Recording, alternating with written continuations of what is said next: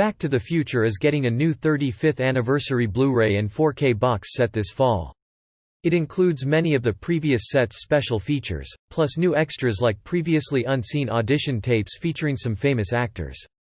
One of the best things about being a parent is getting to see everything through your kids' eyes for the first time all over again. Prince Harry and Meghan Markle's son Archie just saw his first snow, and his reaction is exactly what you'd expect: pure joy. Prince Harry spoke candidly in a recent speech given at a dinner for supporters of Centrebale charity in London. A video of the speech, in which the prince discussed the royal couple's plans to step back from their royal duties, was shared on the Royal Sussex Instagram account. While the subject is a heavy one for all involved, Prince Harry managed to break the tension of the topic when he mentioned baby Archie's first encounter with the snow, saying he saw snow for the first time the other day and thought it was bloody brilliant. It might have been the first time for Archie's snow sighting, but it likely won't be the last, as the family plans to spend a lot of their time living in Canada. Regardless of their royal status and where they live, there are certainly plenty more firsts to come for the proud parents.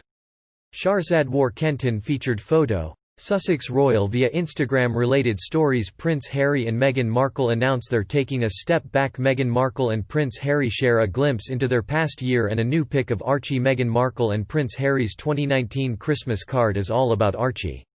Lane response to the news. One of those actors, 2.5 Men's John Cryer, posted a long Twitter thread about the original Back to the Future script he read decades ago, which was very different from the finished version, and sounds an awful lot like another famous movie.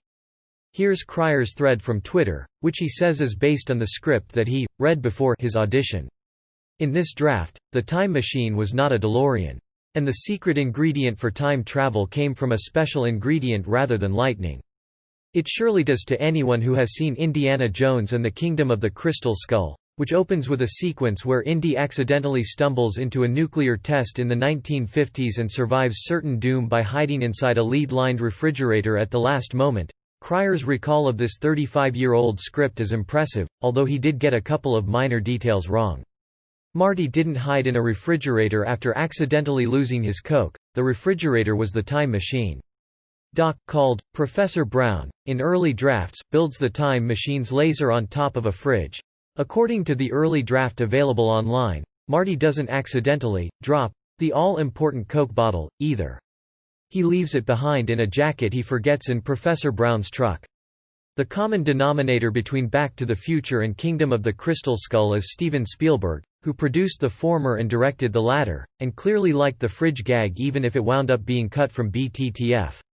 According to legend, Back to the Future's producers were worried kids might try to copy Marty and lock themselves in their own refrigerators, so that idea got scrapped.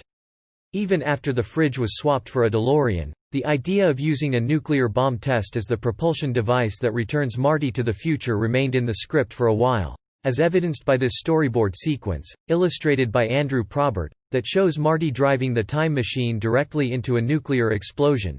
Eventually the nuclear test was phased out entirely, and Indiana Jones nuked the fridge instead of Back to the Future. Given how Kingdom of the Crystal Skull was received, with "nuke the fridge" becoming a modern shorthand equivalent of "jumping the shark," it was a fortuitous change. If the fridge had been left in Back to the Future, would people have rejected it? Would that mean no sequels?